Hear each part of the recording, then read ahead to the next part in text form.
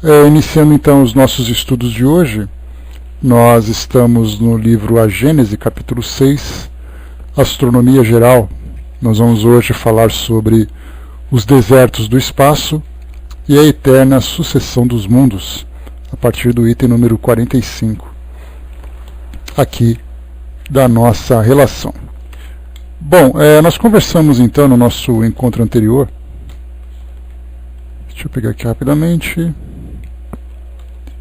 Nós falamos sobre a Via Láctea, né? Depois falamos sobre as estrelas fixas, uma referência ao livro As Constelações e as Estrelas Fixas, né? Um livro bastante antigo, que data lá do século X, de um iraniano, de um persa, né, na verdade, que estudava astronomia e escreveu esse livro. E ele acabou então se tornando uma referência para os estudos tanto na Ásia como na Europa. Daí então Kardec intitulando aquele item de estrelas fixas, exatamente porque se acreditava que as estrelas eram fixas, mas que, e através dos estudos da nossa ciência atual, já de algum bom tempo para cá, vi então que a ciência também, que as estrelas também eram dinâmicas no espaço, não simplesmente estáticas. Não, na verdade, Brás, a ideia de estrela fixa que nós estudamos é exatamente aquela ideia que se tinha dos antigos gregos que estudavam astronomia, e aí então eles viam que havia aquela grande cúpula em torno, né, aquela abóbada em torno do nosso planeta, e as estrelas ficavam fixas. E aí então esse persa fez esses estudos falando exatamente desse dinamismo que existe no espaço, que as estrelas não apenas giram fazendo um movimento de rotação, que é o movimento em torno do próprio eixo, como também faz ali um movimento de translação em torno de outras estrelas, de outros sistemas, né? E que a galáxia também tem esse movimento de rotação, faz ali a sua revolução em torno de outras galáxias. Então tudo no espaço vai se movendo. Então a expressão estrela fixa é exatamente para essa ideia do passado. Da mesma forma também que se falava sobre as constelações, o desenho, os desenhos que são formados no espaço, para nós dá a impressão de que são aquelas estrelas fixas naquela posição. Mas aí falava sobre a profundidade, a distância que existe entre cada uma delas, e que cada desenho é formado a partir da perspectiva em que nós estamos vendo aquele posicionamento, né? Mas também lembrando que esses movimentos são lentos, mas são também progressivos. E por que progressivos? Porque, de acordo com os estudos atuais que nós temos sobre a expansão do universo, ele é progressivo porque ele continua nesse processo de expansão, e não regressivo, né, no movimento de contração. Embora essa seja também uma teoria que é abraçada hoje, que eles imaginam que essa expansão vai até determinado ponto, depois o universo poderia voltar a uma contração até chegar ao seu ponto original. Mas também é toda especulação, porque é algo que acontece durante muito tempo, e simplesmente não temos como prever se esse mesmo vai ser o fato, né? Inclusive, os próprios cientistas também levantam a questão: se existe essa expansão progressiva do universo, até onde ela vai? E se ela vai se expandindo cada vez mais, o que vai acontecer? Quer dizer, as distâncias entre as galáxias, as distâncias entre os aglomerados de galáxias, os superaglomerados, vão se expandir cada vez mais? Qual vai ser o tamanho desse vácuo que vai existir entre cada um desse conjunto, né? Aliás, é isso que nós vamos falar hoje, sobre os desertos no espaço, que é exatamente esses espaços aparentemente vazios que existem entre essas massas cósmicas, né, como chama aqui o espírito Galileu. O Décio colocou, né, interessante, se o universo está expandindo, como pode ser infinito, né, muito embora uma especulação. São ideias que se tem, porque hoje os cientistas, cuidadosamente eles utilizam uma expressão chamada de universo conhecido. Então eles já não chamam mais de universo, que o universo é aquilo que nós vemos. Então essa palavra conhecida, embora seja apenas uma pequena expressão, ela é bastante significativa porque mostra que a nossa capacidade de entendimento é limitada, que a nossa capacidade de investigação, ela não vai além daquilo que nós podemos hoje. Ela vai se aumentando cada vez mais, conforme a nossa própria tecnologia vai se desenvolvendo também. Até há 50 anos no passado, nós tínhamos ali apenas os telescópios fixos. Depois começamos a enviar satélites, sondas espaciais, começamos a enviar telescópios espaciais, como no caso do Hubble, ou mesmo do próprio Kepler também, que é um outro tipo de telescópio. Então, e outras sondas que foram enviadas, claro, para sistemas mais próximos daqui, mas nós temos ali a Voyager 1 e 2, que se encontram já além da fronteira, né, de Plutão, que é a Voyager 1. A Voyager 1 é o equipamento produzido, né, pelos humanos, que alcançou a maior distância fora do nosso planeta. Então ele se encontra ainda vivo, ativo, enviando informações, fotografias e outros dados, né, que a nossa ciência hoje vai estudando.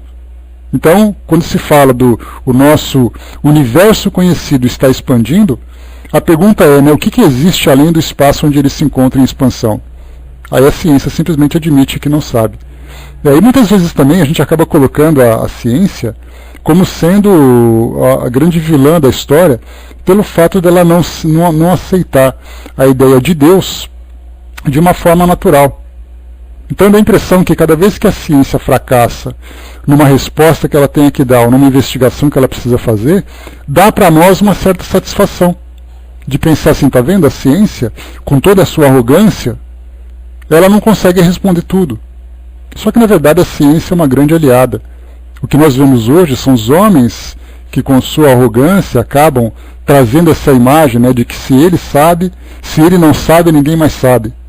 Então, na verdade, a ciência é a nossa grande aliada, é ela que nos permite essa investigação cada vez mais profunda, né, tanto do macrocosmo como também do próprio microcosmo, que é o caso que a gente tem estudado, especialmente nessa parte da matéria, o estudo dos bósons, né, a menor partícula conhecida até hoje. Também os próprios cientistas, imaginando a partícula de Deus, que ela é a partícula elementar de toda a matéria, também outros cientistas já colocam essa é a menor parte da matéria conhecida.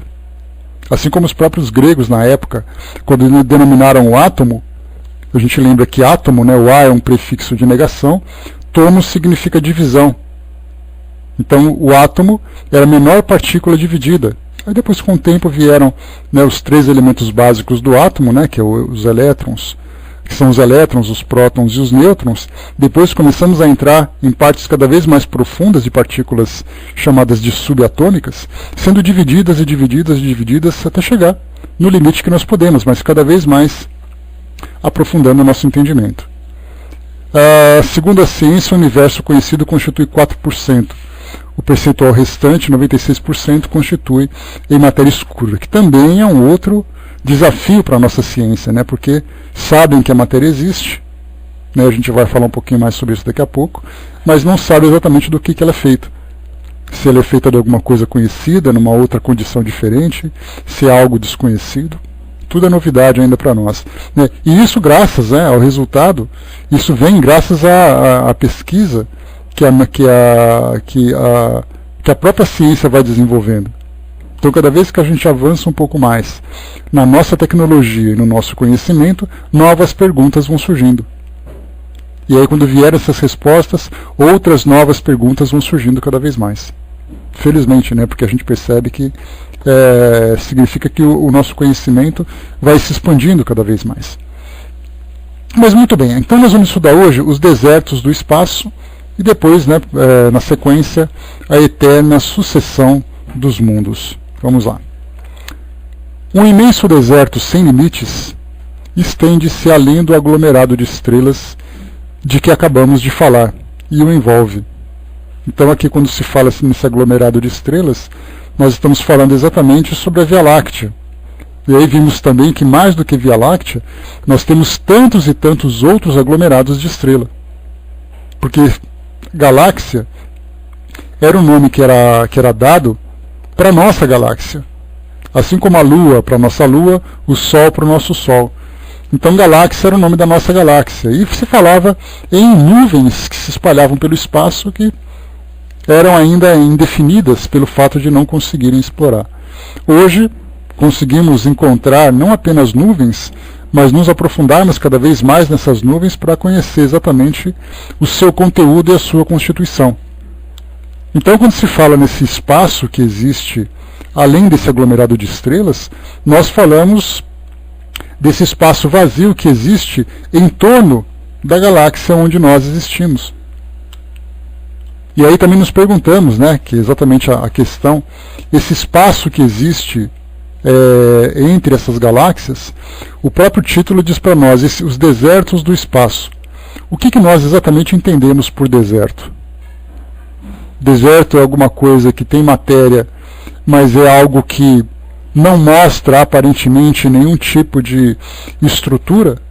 Ou esse deserto significa, na visão daqueles do passado, significa exatamente o simples vazio, o simples nada entre esses grupos, né, entre essas concentrações de estrelas.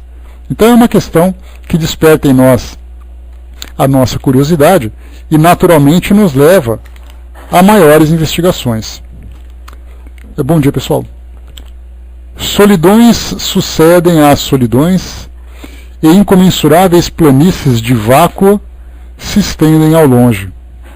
As concentrações de matéria cósmica encontram-se isoladas no espaço como ilhas flutuantes de um imenso arquipélago. Se quisermos de alguma forma calcular a enorme distância que separa o aglomerado de estrelas do qual fazemos parte dos aglomerados mais próximos, precisamos saber se essas ilhas estelares são raras e estão espalhadas no vasto oceano dos céus, e que a extensão que as separa umas das outras é incomparavelmente maior que aquela que mede suas próprias dimensões.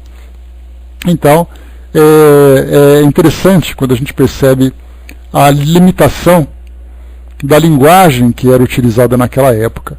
Porque quando nós falamos em medidas, naturalmente, em distâncias, né, naturalmente, nós só podemos falar de distâncias que nós compreendemos. Hoje nós temos formas de medidas diferentes daquela época. Então todas as referências que eram apresentadas diziam respeito àquilo que o homem podia compreender. Então se ele falava do nosso aglomerado de estrelas, a Via Láctea, e que ela tinha ali uma distância de uma ponta a outra, ou seja, no seu diâmetro, e falássemos, já víamos que ela é uma distância absurdamente grande para o entendimento, para o nosso entendimento, e mais ainda para aquela época, quando se falava das distâncias entre as galáxias, daí ele coloca então que é uma distância muito maior do que o seu próprio diâmetro. Mas aí nós podemos fazer uma análise simples, mostrando que a distância, né, o diâmetro de uma galáxia, ele é quase que insignificante se nós compararmos com a distância que existe entre as galáxias, de tão grande que elas são. Mas pelo fato de não poderem ser percebidas naquela época por falta de tecnologia e por falta de entendimento, então ele coloca assim que a distância é incomparavelmente maior que aquela que mede suas próprias dimensões. Mas hoje nós podemos ter uma noção, principalmente pelas fotografias, pelos trabalhos gráficos que são apresentados, mostrando para nós que cada galáxia é praticamente uma pintinha no espaço. E aí nós vemos várias pintinhas espalhadas. Se ela é uma pintinha e conseguimos ter uma noção da distância que existe entre elas, vemos então que é uma distância muito maior do que aquela compreendida naquele período. Ora, como já vimos, a nebulosa estelar, galáxia, mede em números inteiros 1000 vezes a distância para as estrelas mais próximas, tomando-se essa distância como unidade, ou seja, uns 6.000 trilhões de quilômetros. 600.000 trilhões de quilômetros, desculpem. Aí temos aqui uma nota de rodapé para poder facilitar aqui para nós. No texto original, o Espírito Galileu refere-se a 100 mil trilhões de léguas para o comprimento da nossa galáxia.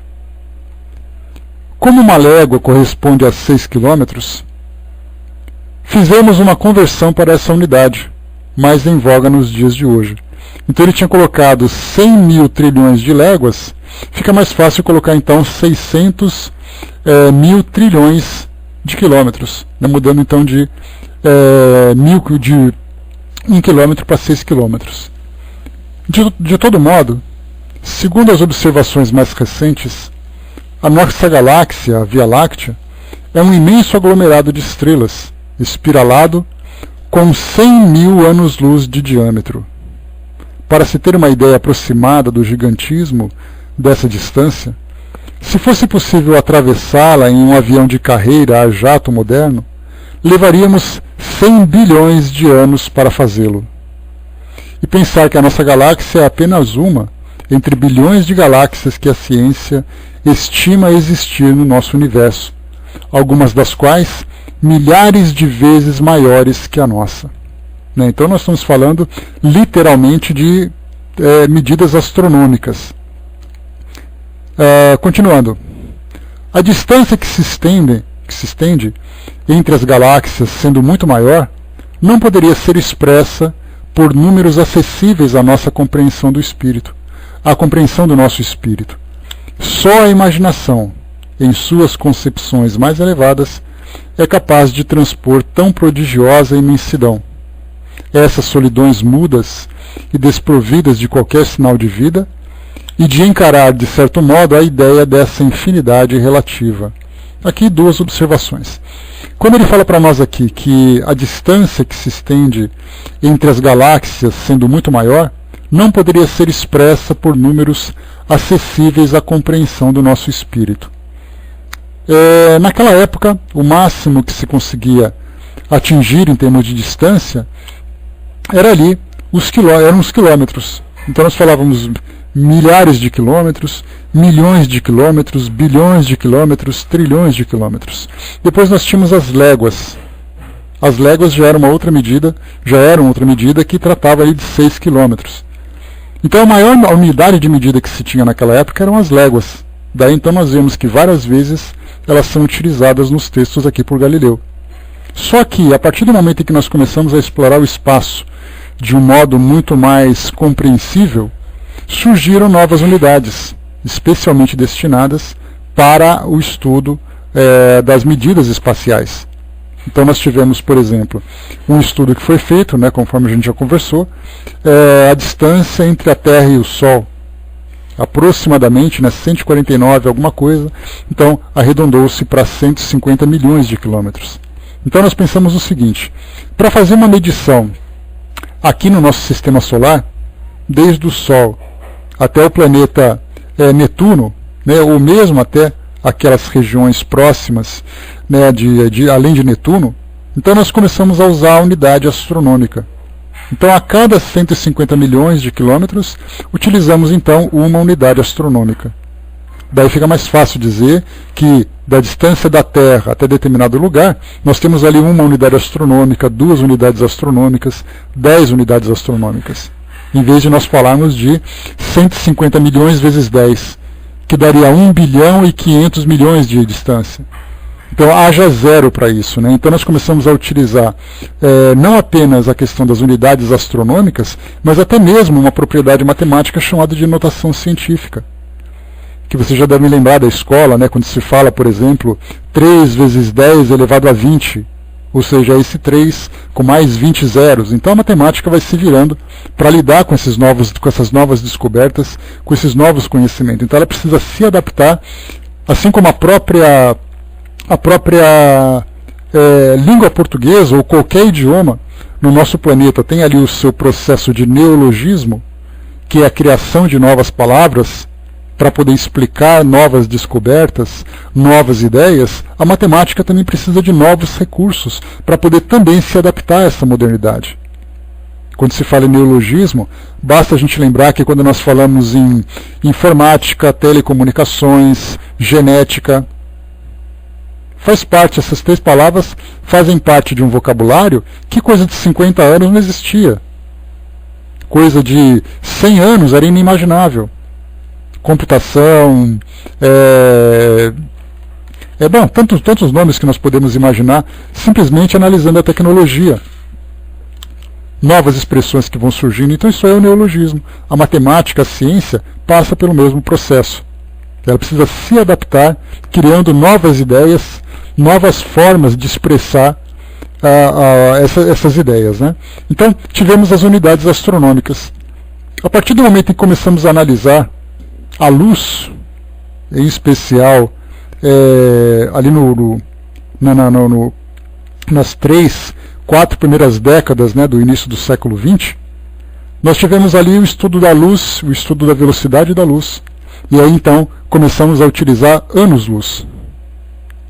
E aí vimos, né, que a velocidade da luz, 300 mil quilômetros por segundo, aproximadamente 300 mil quilômetros em um segundo, começou também a fazer essa análise, principalmente na astronomia, que faz uma análise das estrelas de acordo com a luz que elas irradiam. Então, o espectro que elas irradiam, o espectro que é percebido, a distância que essa luz percorre, e aí saindo das unidades astronômicas, que era uma unidade utilizada para pequenas distâncias, aqui no nosso sistema, para utilizar anos-luz. E aí partimos então para alguns anos-luz, para algumas centenas de anos-luz, milhares de anos-luz, milhões de anos-luz, bilhões de anos-luz. Então tudo isso sendo analisado como resposta, né? Foi sim, Brás, foi coisa de 50, 60, 70 anos para cá. Então nós percebemos assim que o século XX ele foi um século de muitas descobertas. Nós tivemos um boom de conhecimento, um boom de descoberta, exatamente porque essa tecnologia permitiu isso. A partir da eletricidade, depois veio a eletrônica, e tantas outras tecnologias derivadas dessas duas grandes descobertas, nós conseguimos então chegar onde chegou. Né? Chegar onde chegamos, né? Então, vieram então os anos-luz. Então, por enquanto, essa é a maior medida que nós podemos utilizar para fazer essas medidas astronômicas, para fazer essa medição do espaço. Né? Então, quando se fala para nós aqui, Galileu colocou, que só a imaginação, em suas concepções mais elevadas, é capaz de transpor tão prodigiosa imensidão, isso continua sendo verdade. Porque, embora nós falemos assim, a distância de Próxima Centauro, que é a estrela mais próxima do nosso Sol, tem aproximadamente 4,5 anos-luz. Apenas 4 anos-luz, 4 anos viajando a 300 mil quilômetros por segundo. Então a gente fala, bom, eu consigo agora mensurar isso, mas a nossa imaginação não consegue ainda conceber. Exatamente porque, como a gente tinha conversado num outro estudo, um estudo até que meio que deu um nó na nossa cabeça, nós lembramos que a nossa capacidade de raciocínio, ela só consegue compreender aquilo que faz parte da sua realidade. Então isso acontece em termos de distância, isso acontece em termos de massa, isso acontece em termos de tempo. Então, ao falarmos um ano, décadas, séculos ou milênios, tudo bem. Agora, quando nós falamos em alguma coisa que foi encontrada há tantos milhões de anos, a gente apenas registra esse número a título de dado, a título de informação. Mas para o nosso intelecto, isso não pode ser compreendido. Porque nós não vivemos essa realidade. A distância é a mesma coisa. Nós falamos de milhares de quilômetros. Nós temos essa distância dentro da nossa própria geografia. Você viaja de um país para o outro, você tem ali milhares de quilômetros. Ou mesmo aqui no Brasil. Nós temos aqui uma distância de norte a sul de alguns milhares de quilômetros. 4 mil, 5 mil quilômetros. Então, milhares de quilômetros já é compreensível. Aí nós falamos em unidades astronômicas. Até também pode ser compreendido porque hoje nós temos telescópios, né, a nossa própria observação visual também facilita isso. Agora, quando nós falamos em anos-luz, aí a coisa já fica complicada. Primeiro porque é uma distância muito grande, além daquilo que a gente compreende, numa velocidade também muito grande. Porque as nossas velocidades são marcadas em milhares de quilômetros. Temos ali aviões supersônicos que vão acima ali de 1.200 km por hora. Então isso para nós é até compreensível. Mas quando se fala então a 300 mil quilômetros num único segundo, aí o nosso cérebro não comporta esse entendimento. Nós utilizamos a nossa imaginação para poder criar uma suposição, criar uma imagem que a gente possa assimilar. Seria mais ou menos, fazendo uma comparação não muito criativa, mas a ideia que nós temos do próprio mundo espiritual. Como é o mundo espiritual? Por mais que os espíritos se esforcem em trazer para nós essa visão, nós não conseguimos compreender simplesmente porque não vemos. Agora, mais enigmático e mais problemático do que isso é imaginar a própria ideia de Deus. O que é Deus para nós? Aí não é a nossa razão que trabalha. Não é o nosso lado racional, é o nosso lado criativo, que a gente começa a criar fantasias, criar ideias que dê para nós uma noção dessa entidade, vamos chamar assim.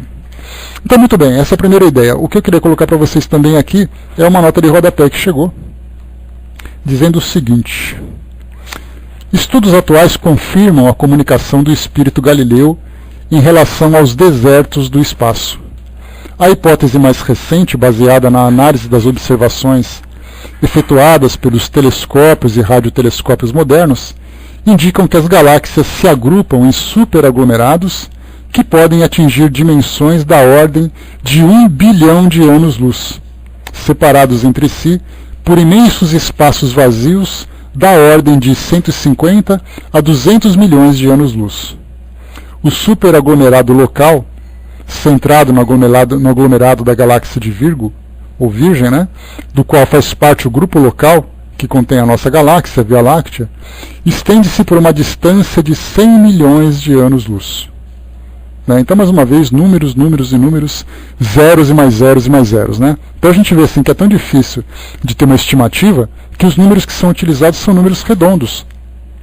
Então eu falo em 100 milhões de anos-luz. Por que não 128 milhões 225 mil anos-luz? Simplesmente porque nós não podemos trazer essa precisão pela distância em que tudo se encontra. E pela dificuldade de avaliação que nós temos também.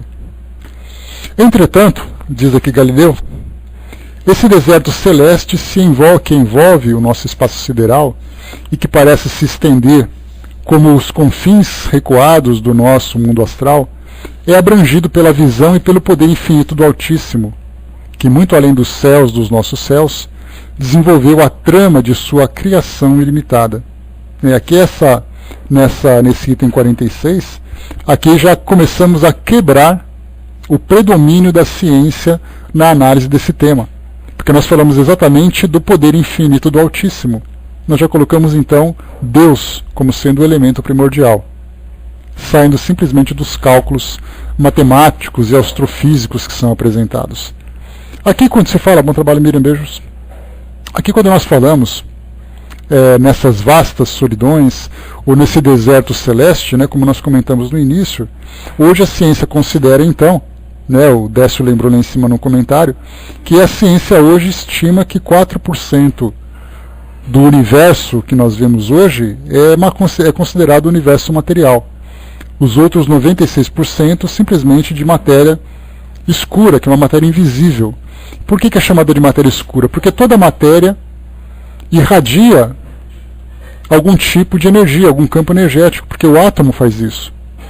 Então, quando nós pegamos uma estrela muito distante, nós simplesmente analisamos a luz que ela irradia, o seu campo energético, o mesmo que nós temos hoje dentro da tecnologia de observação, não apenas telescópios, que são lentes apontadas para tirar fotografia ou para fazer observação visual, mas temos também radiotelescópios que captam a irradiação eletromagnética dessa matéria, desses corpos. Temos ali, como a gente tinha visto, filtros, ou equipamentos que captam o raio-x. Temos equipamentos que captam o raio gama. Temos ali também o infravermelho. Então, cada vez que vai sendo utilizado um tipo de filtro para poder captar a imagem do espaço, nós temos ali mais e mais imagens aparecendo. Não apenas aquelas luzes brilhantes que o nosso olho percebe. Mas vemos também ali um vasto campo. Bom trabalho, Humberto, grande abraço. Então vemos ali um vasto campo de matéria que não é percebida, mas irradia a matéria, mas uma matéria tem uma radiação eletromagnética tão sutil que nós não percebemos visualmente, mas os nossos equipamentos sim. E então vimos bastante. Mas mesmo com esses filtros, Então nós lembramos que nós temos hoje 5 métodos, que são os métodos tradicionais de observação. Então, de novo, só para a gente lembrar. Então nós temos a observação visual, que é feita por lentes poderosíssimas, né, que trazem para nós todas essas imagens. Temos também o radiotelescópio, que capta, nesse caso, os espectros enviados, né, pelas estrelas, a energia enviada pelas estrelas, então ele desenha um espectro. Então eu me lembro de um professor de astronomia que ele dizia assim que, para um astrônomo, né, aliás, para uma pessoa comum, uma imagem vale mais do que 1000 palavras, né? Esse é um ditado popular que nós temos hoje. E isso nós vemos na mídia com muita frequência, né? As imagens trazendo uma mensagem muito profunda. Mas para um astrônomo é diferente. Ele disse que um bom espectro vale mais do que 1000 imagens. Exatamente porque através do espectro ele consegue não apenas tirar uma fotografia bonita daquele astro, mas o espectro traz para ele uma radiografia de toda a sua composição, da sua densidade, da sua distância, da sua temperatura. Então, para os astrônomos, na verdade, ficar olhando para o céu é uma questão de hobby. Agora, ficar olhando para um mapa de espectros, essa é exatamente a sua forma de análise. Então temos primeiro o visual, o segundo a radiotelescopia, ou chamado de espectroscopia. Depois nós temos também, como a gente viu, as câmeras infravermelho, depois temos os raios-x e os raios gama. Então são 5 métodos que nós temos hoje.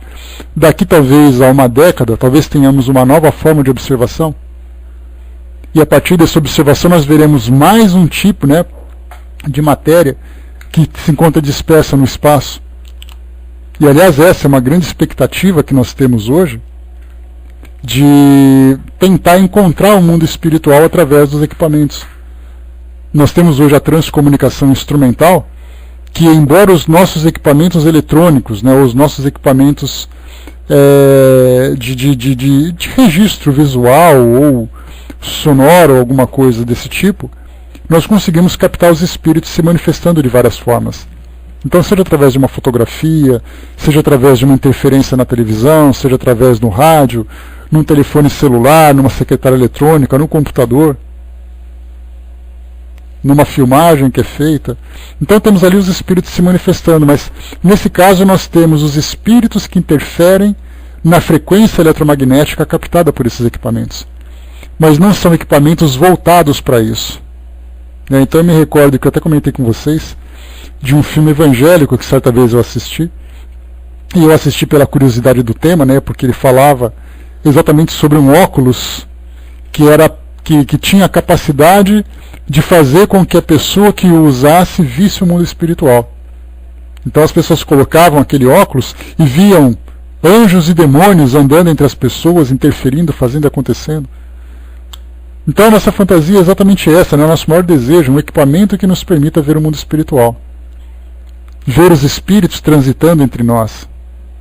Então, o que significa essa fantasia? Nós desenvolvemos o equipamento que seja capaz de perceber um tipo de elemento material que a nossa visão não percebe. Então a mesma coisa acontece com os cientistas que também querem desenvolver novos equipamentos que permitam observar o espaço. Então hoje conseguimos, né, bilhões de galáxias, temos ali poeiras estelares, temos ali aglomerados, tudo isso sendo visto de várias formas, mas de repente, como a gente comentou, apareceu essa tal matéria escura. Porque todos os nossos equipamentos funcionam captando as irradiações eletromagnéticas e captando da mesma forma também a luz. E de repente aparece uma matéria que não tem campo eletromagnético e não tem luz. E a pergunta é, mas se não tem nada disso, como é que ele foi percebido? Exatamente daquilo que nós conversamos. Perceberam que luzes do espaço sofriam distorções, ou seja, faziam curvas. Mas a gente pensa, mas a luz não faz curva. Exatamente, então por que aquela fazia curva? Aí perceberam então que uma grande massa invisível fazia com que a luz sofresse uma pequena curvatura. Então eles diziam, nós não sabemos o que faz isso, mas sabemos que tem alguma coisa ali. Trocando em uma ideia mais simples para nós, é como se nós olhássemos num ambiente muito escuro e ouvíssemos apenas um barulho. Aí alguém vai dizer assim, mas como é que você sabe que tem alguma coisa ali? Eu não estou vendo nada. Eu vou dizer, mas eu não estou vendo nada, mas eu estou ouvindo. Então meu outro sentido está dizendo que alguma coisa existe naquele lugar que é escuro. E não precisamos falar de monstros, do monstro das sombras, não. Basta um pernilongo no nosso quarto à noite. Você sabe que o pernilongo está ali? Tá. Você está vendo? Não, mas eu estou ouvindo. Aí para o cientista foi a mesma coisa. Você está vendo aquela matéria? Não, não estou vendo. Mas eu estou vendo o efeito que ela está provocando. E aí hoje é um grande desafio para os cientistas. Saber do que é feita essa matéria que hoje não é compreendida por nós. Já que toda matéria emite algum tipo de frequência eletromagnética. Emite algum tipo de campo energético. O Brás colocou, né, tia Neiva, um dia conversando comigo com o espírito ao mesmo tempo, né? Então, pois é, nesse caso a sensibilidade, né, mediúnica permite esse tipo de percepção. Mas será que os nossos equipamentos vão conseguir também alcançar esse mesmo tipo de percepção? Deixa eu ver aqui. Filosófico, né, Décio? Se via só o vácuo, então ele passa a existir, né? Já é alguma coisa. E continua para nós aqui. Com efeito, além dessas vastas solidões, rebrilham mundos em sua magnificência, tanto quanto nas regiões acessíveis às investigações humanas. Aqui, quando se fala em mundos, nós já vimos um pouco mais acima, ele se refere naturalmente a estrelas, ou a planetas orbitando estrelas. Então, além daquilo que nós percebemos, existem mundos que estão ali, vivos e ativos, independente da nossa percepção. Além desses desertos, esplêndidos oásis vagam no éter límpido, renovando incessantemente as cenas admiráveis da existência e da vida. Lá se estendem os longínquos agregados de substância cósmica que o olhar profundo do telescópio entrevê através das regiões transparentes do nosso céu, aos quais se deu o nome de nebulosas irresolúveis e que vos parecem ligeiras nuvens de poeira branca perdidas em um ponto desconhecido do espaço etéreo. Aí nós lembramos, né, que essas nebulosas elas são formadas por aquilo que nós chamamos de poeira cósmica, mas é um campo, um ambiente onde existe uma força gravitacional muito grande. Força gravitacional, nós lembramos, que é alguma coisa atraindo, puxando para perto de si outra coisa. Então ali a matéria se encontra naquela plena tensão. A partir do momento em que um pequeno aglomerado começa a surgir, uma força gravitacional já começa a ser exercida. Então toda a matéria, toda essa poeira que se encontra próxima, começa então a se aproximar dele e se agregar, formando naquele formato arredondado, como nós já vimos, exatamente pela força gravitacional de um ponto central. Aí então essa grande concentração de matéria, porque a gente lembra que quanto mais apertada a matéria fica, maior é a temperatura interna que ela tem. Então se fosse possível nós percebemos isso, basta a gente pegar, por exemplo, um monte de terra e apertar na nossa mão com toda a força possível e impossível. No centro dessa massa de terra, a temperatura começa a se elevar. No caso da poeira cósmica, é uma grande quantidade de matéria, e aí então essa grande concentração começa a criar essa pressão, começa a aumentar a temperatura, e aí então começa, né, dentro daqueles elementos básicos que nós temos, que é o hidrogênio principalmente, começa então a formar hélio. E aí então começa a brilhar. A temperatura fica tão grande que ele começa então a irradiar luz. Então nessas nebulosas, que é aí que são chamados então esses locais de berço de estrelas, ali que elas são formadas. Então o nosso Sol fez parte de uma nebulosa, só que toda a matéria do nosso Sol acabou sendo dispersa, tanto para ele próprio, que acabou absorvendo essa quantidade de material, como o resto que ficou. Esse resto formou então os planetas, né, os asteroides e os cometas que estão próximos.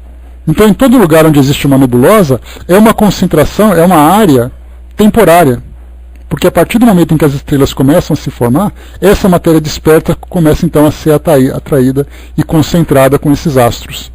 Então, daí que nós vemos, né, que foi trazido para nós essa renovação incessante da existência da vida. E aqui falando para nós também dessas desses agregados de substância cósmica que nós percebemos, né? Lá se revelam e se desenvolvem novos mundos, cujas condições variadas e estranhas em relação àquelas que são inerentes ao vosso mundo, lhe conferem uma vida que as vossas concepções não podem imaginar, nem vossos estudos podem confirmar. Então, gradativamente a gente vai aumentando o nosso conhecimento. Então, quando ele fala assim, lá se revelam e se desenvolvem novos mundos, cujas condições variadas e estranhas em relação àquelas que são inerentes ao vosso mundo, lhe conferem vida que as vossas percepções não podem imaginar, nem vossos estudos podem confirmar. Então, eu reli para vocês aqui para perceber exatamente o que ele fala, que nesses locais existem condições físico-químicas, vamos dizer assim, que fogem ao nosso entendimento.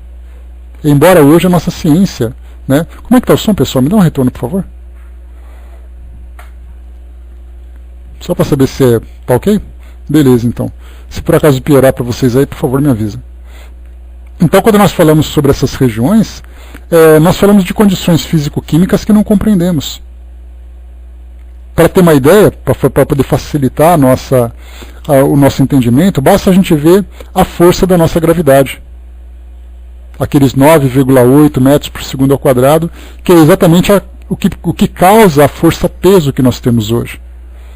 Eu vou numa balança e faço ali uma medição que eu tenho tantos quilos. É a força-peso que me puxa para baixo. Só que quando eu for para a Lua, que é uma força gravitacional praticamente 1/5 menor do que na Terra, nós ficamos muito mais leves. Quem pesa, né, como a gente viu, quem pesa 70 quilos pesaria em torno de 20 quilos, ou menos que isso. Seria assim o consumo, né, de todo aquele indivíduo que tem a preocupação com a balança. Mas ao mesmo tempo, se nós formos para um planeta como Júpiter, que embora seja um planeta gasoso, ele tem uma massa significativa, se nós temos aqui, para ter uma ideia, uma gravidade de aproximadamente 10 metros por segundo ao quadrado, em Júpiter nós temos 27 metros por segundo. Então significa que aquele que tem 70 quilos pesaria praticamente 200 quilos, pela força gravitacional. Então, na verdade, nós estamos fazendo estimativas de como seria nesse local. Então falamos de temperatura, falamos de força da gravidade, falamos de condições que nós nem sequer imaginamos. Como a gente já viu, o que acontece dentro de um buraco negro? Em termos de forças gravitacionais, em termos de temperatura, o que acontece? Não sabemos. Sabemos que existe o objeto, sabemos que existe o objeto cósmico naquele local, mas sequer conseguimos supor o que acontece lá dentro. Exatamente pela densidade da força que existe naquele local. Isso quando nós falamos de matéria. E quando nós falamos de vida? Aí nós entramos naquela ideia, né, que os astrônomos trazem aquela suposição de que é possível que existe vida em outros mundos, especialmente vida microscópica. Os ufólogos falam de sociedades ou grupos inteligentes, vida inteligente fora do nosso planeta, que fazem visitas com espaçonaves, com sequestros, aquela coisa toda. E nós, espíritas, por nossa parte, também trazemos as nossas ideias. Nenhum mundo no espaço é inabitado. Então, cada grupo procurando vida nesse ambiente. Mas que tipo de vida nós estamos procurando exatamente?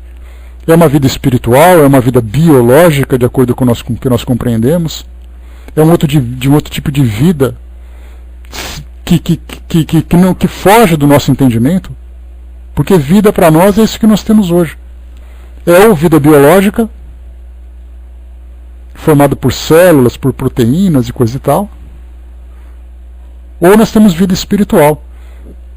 Os dois únicos tipos. E aí nós nos perguntamos, mas o universo se restringe a apenas esses dois tipos de vida? Uma vida celular, proteica, com cadeia de carbono, ou uma vida espiritual, com corpo fluídico? O que mais nós poderíamos encontrar por aí? E é aí que Galileu traz para nós, então, que existe, então, vida que as vossas concepções não podem imaginar, nem vossos estudos podem confirmar. É lá que resplandece, em toda a sua plenitude, o poder do Criador, para aquele que vem das regiões ocupadas pelo vosso sistema, outras leis ali estão em ação, cujas forças regem as manifestações da vida, e os novos caminhos que seguimos nessas regiões estranhas nos abrem perspectivas desconhecidas. Então, ele fala assim, ó, aquele que vem das regiões ocupadas pelo vosso sistema, ali já tem outras leis em ação.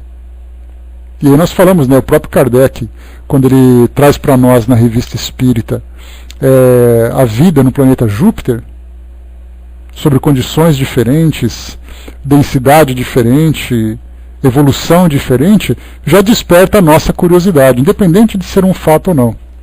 E nisso a gente lembra sempre que Kardec foi muito cuidadoso, que ele simplesmente comentou pelo fato de ter recebido esse comentário.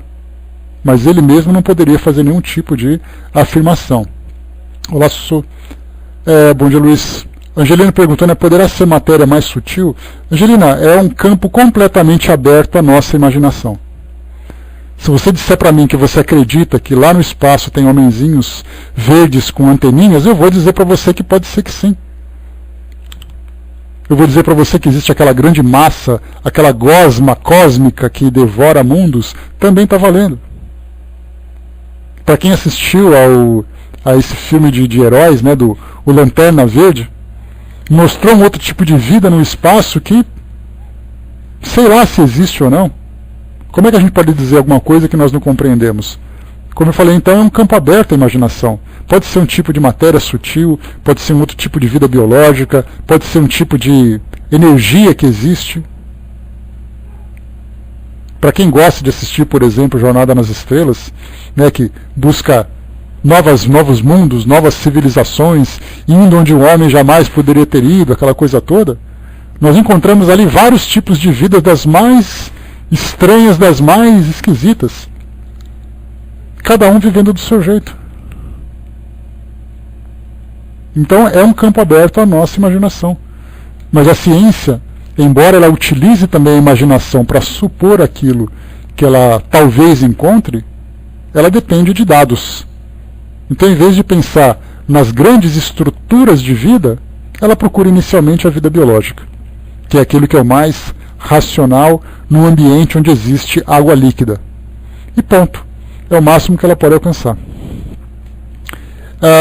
O Brás colocou, aqui no corpo, estando fora dele, atravessamos uma parede, mas estando de lá, uma parede já é obstáculo, e assim vai, né, Brás?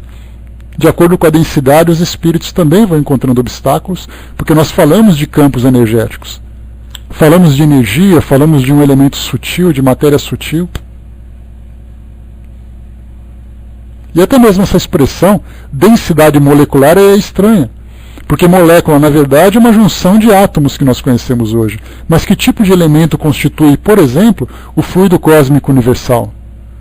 Que tipo de elemento material nós poderíamos dizer do perispírito? O perispírito é formado do quê? Nós chamamos de fluido cósmico universal. Mas do que é feito esse fluido cósmico universal? E aí então, né, que a gente comentou, né, que os espíritas ficaram ouriçados, né? Porque quando os cientistas começaram a descobrir a famosa partícula de Deus, todo mundo já colocou assim, olha aí, os cientistas descobrindo o fluido cósmico universal. E muitas vezes o próprio bóson de Higgs, ou a própria partícula de Deus, é uma matéria grosseira se comparada com o fluido cósmico universal. Mas, mais uma vez, é um campo aberto à imaginação. Se falar, por exemplo, que o fluido cósmico universal é um monte de bolinha cor-de-rosa amarrada, que seja. Eu não posso afirmar nada, mas também não posso negar nada. Então, tanto no campo da vida, como no campo da matéria sutil, nós estamos ainda falando daquilo que é o mais lógico, daquilo que é o mais provável. Continuando.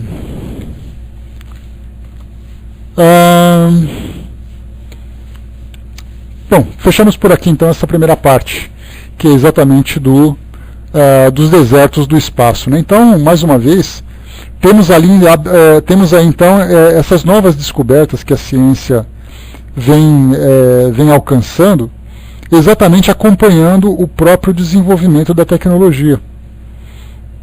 Conforme a gente avança tecnologicamente, nós temos percepções maiores.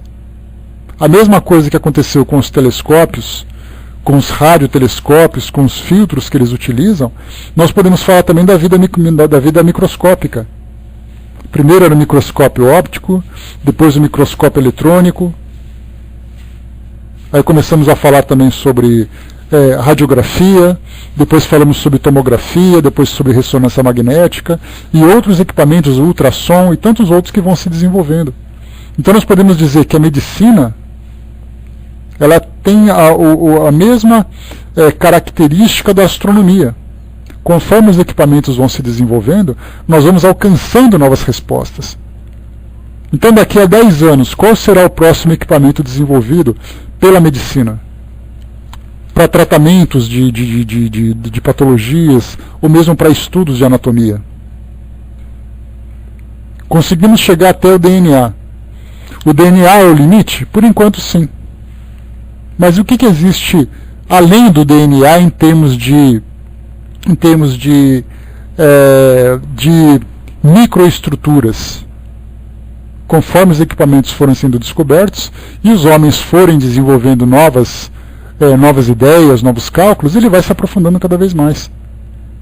Até chegar o momento em que a gente vai chegar vai alcançar aquele ponto em que nós conseguiremos quebrar a matéria não apenas da vida orgânica, entrando na vida espiritual ou na vida imaterial, para não entrarmos nesse campo da espiritualidade, mas nós falamos daquele campo o campo mental, né? O campo energético, o campo fluídico, como também da própria matéria, saindo da matéria molecular como nós compreendemos e começando a entrar naquela matéria sutil. Né? A fotografia Kirlian é a mesma coisa, né? Ela começa também a entrar no campo da energia. É um outro campo que merece estudo. Embora a ciência não tenha tanta preocupação. Né? A fotografia Kirlian, analisando a aura humana, ela está muito mais hoje no campo do esoterismo do que da ciência. Mas vamos aguardar, a própria medicina está se espiritualizando. A própria medicina está começando a tratar das energias. Basta a gente lembrar do uso hoje, por exemplo, da homeopatia, da acupuntura, trabalhando também agora, algumas vezes, com cromoterapia. Então isso faz parte do quê? É uma medicina complementar.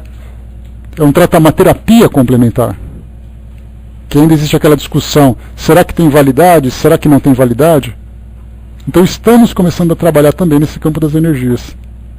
Sabe-se lá onde a gente vai daqui a 20, 30 anos. Vamos aguardar. Quem viver, verá. E quem não viver aqui, verá do outro lado também sem nenhum problema. Próximo item para nós aqui é exatamente a eterna sucessão dos mundos. O item 48. Então ele diz assim para nós. Ele, Galileu. Vimos que uma única lei primordial e geral foi dada ao universo para lhe assegurar a estabilidade eterna, e que essa lei geral é perceptível aos nossos sentidos por inúmeras manifestações, a que denominamos de forças diretrizes da natureza.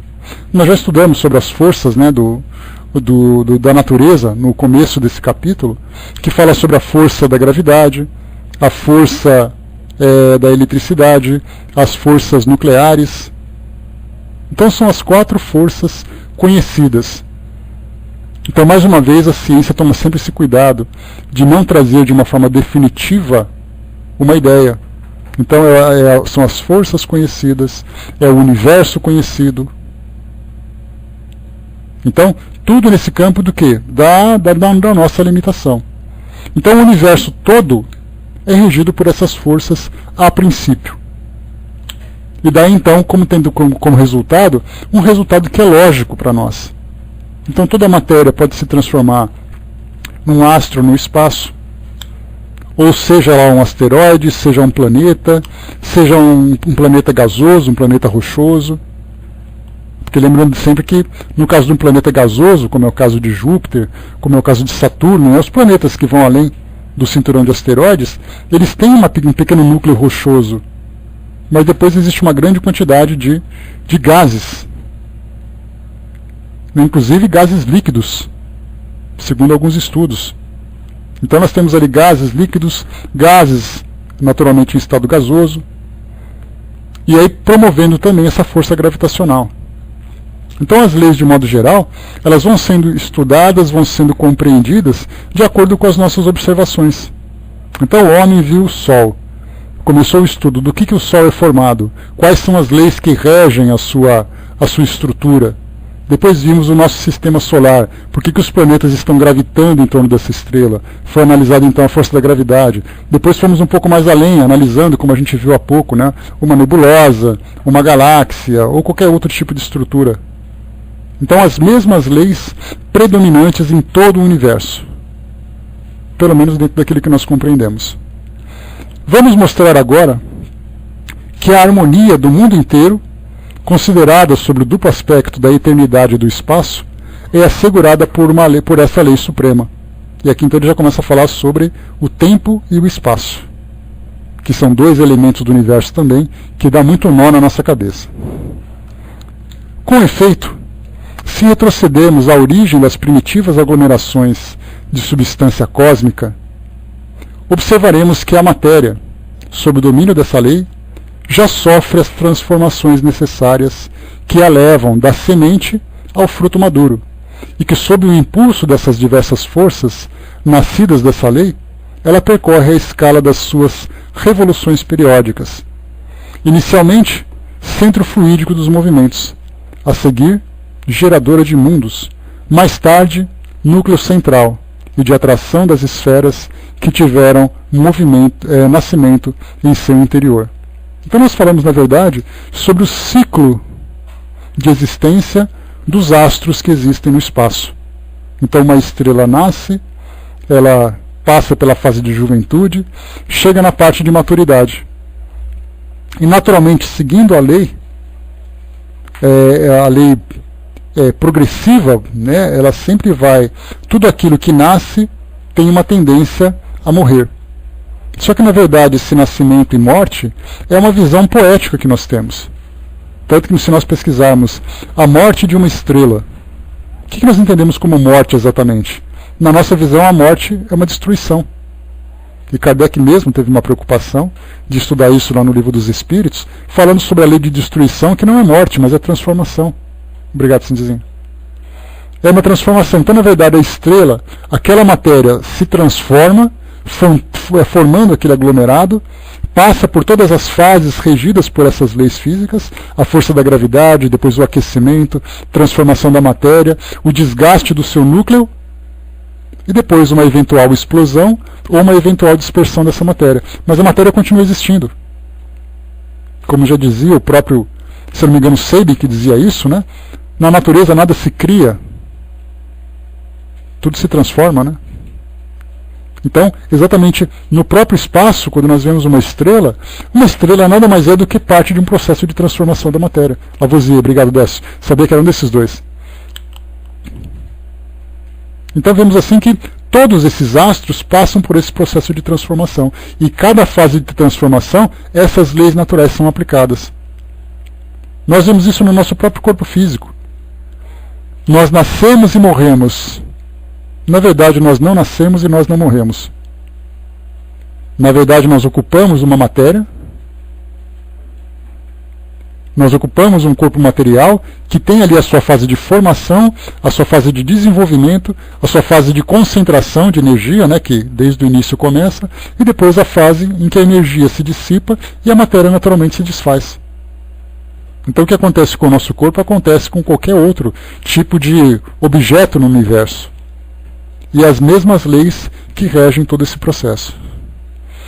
E continua. Já sabemos que essas leis presidem a história do cosmo. O que importa saber agora é que elas presidem igualmente a destruição dos astros, uma vez que a morte não é apenas uma metamorfose do ser vivo, mas também uma transformação da matéria inanimada.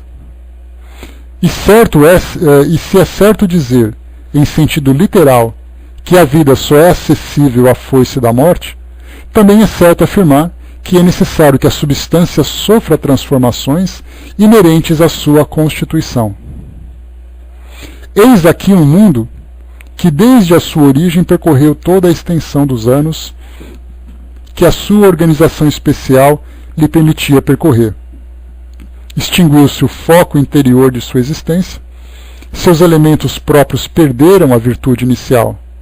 Os fenômenos da sua natureza, que requeriam para se produzirem a presença e a ação das forças destinadas a esse mundo, doravante não podem acontecer, porque a alavanca da atividade dessas forças não tem mais o ponto de apoio que dava toda a sua força.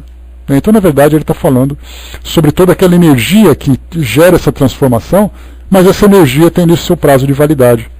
Quando essa energia deixa de existir, essa matéria sofre um novo tipo de transformação.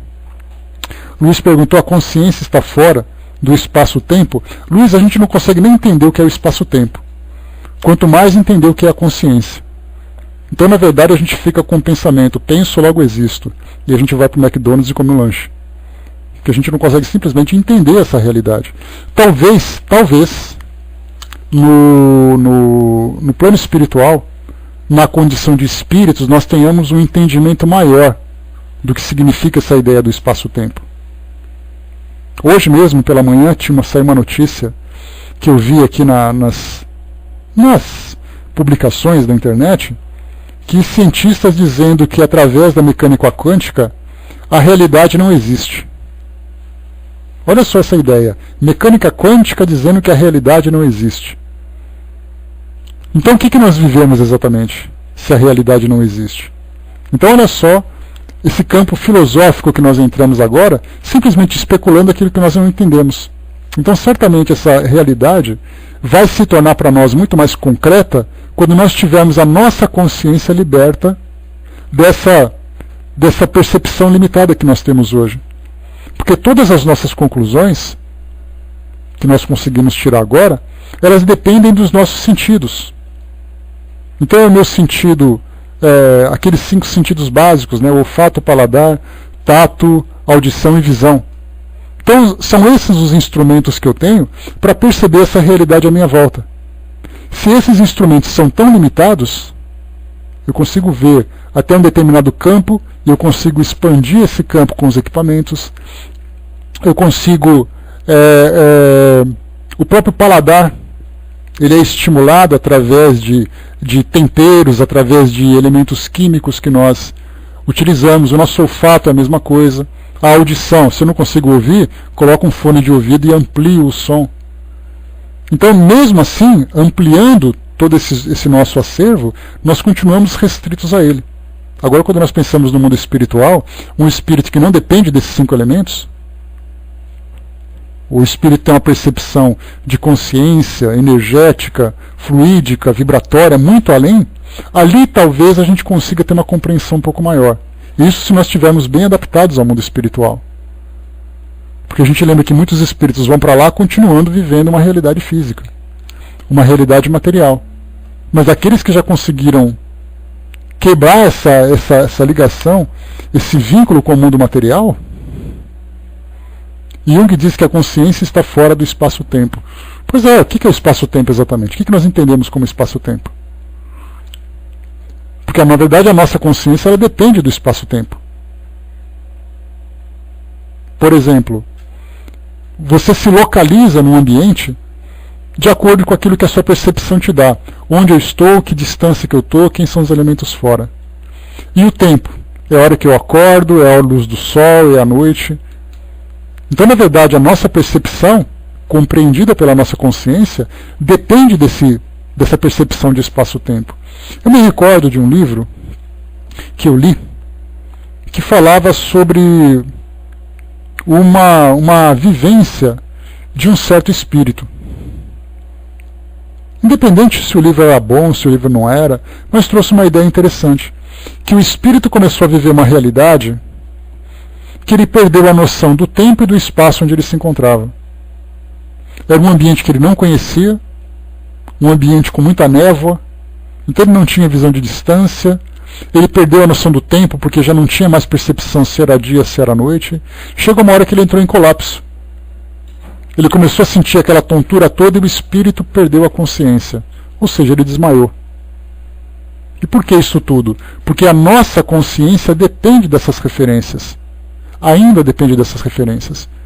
E é por isso que quando nós lemos que os espíritos, nas altas dimensões evolutivas, não têm mais essa necessidade, que eles não vivem mais o tempo, não vivem mais o espaço, nós achamos interessante, nós achamos bonitinho, mas não fazemos nem ideia do que isso significa. O Abudin colocou em mim uma dessa opinião, no momento evolutivo em que nós estamos, nossa consciência ainda não está fora do espaço-tempo. Eu não tenho dúvidas disso, eu preciso do espaço-tempo. Se alguém disser que não precisa mais, parabéns.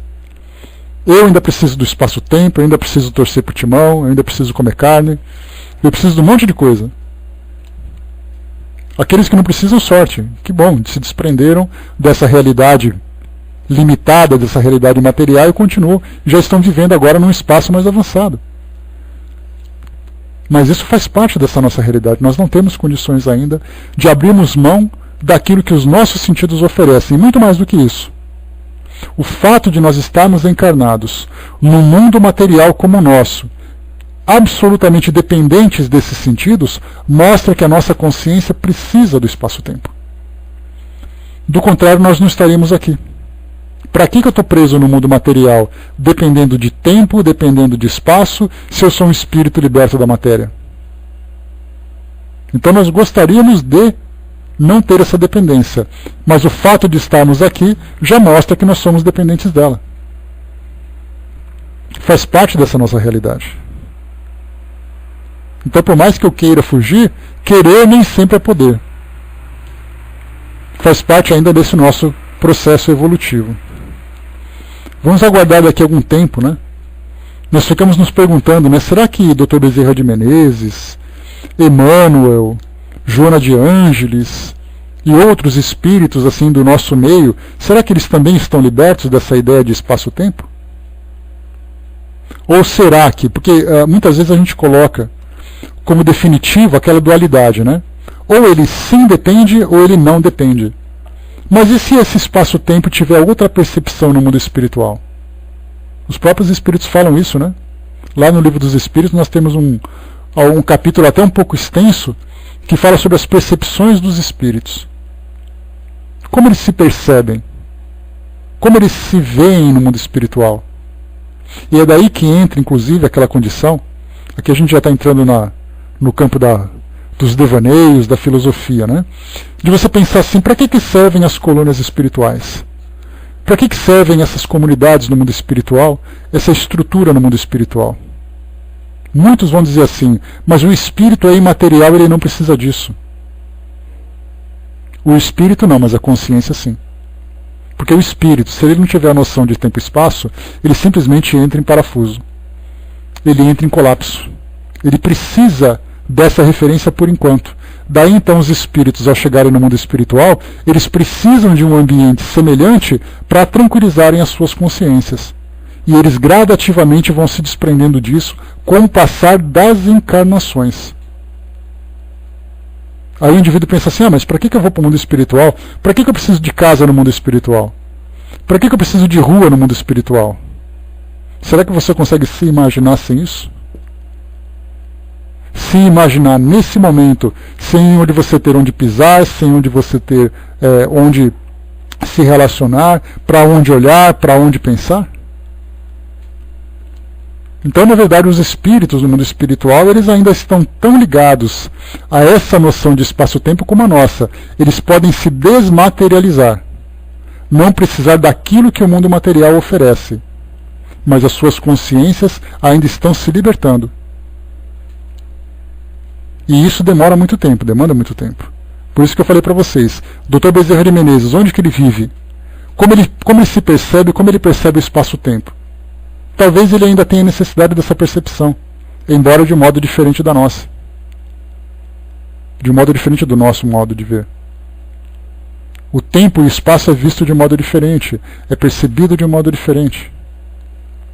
Então a gente vê assim que quando a gente fala sobre essa diferença do mundo físico para o mundo espiritual, é uma diferença sutil, não é tão grosseira assim não. Porque nós falamos de matéria, sim, falamos de matéria. Que o espírito não é matéria, sim, o espírito não é matéria, mas o espírito é consciência. E a consciência tem que ser trabalhada. Para a gente poder fechar, pessoal, a gente não vai acabar esse texto hoje. Deixa eu ver aqui. Eu não vou correr, não. Aqui falta um tantinho para a gente aproveitar, depois a gente continua. Então nós paramos aqui no item número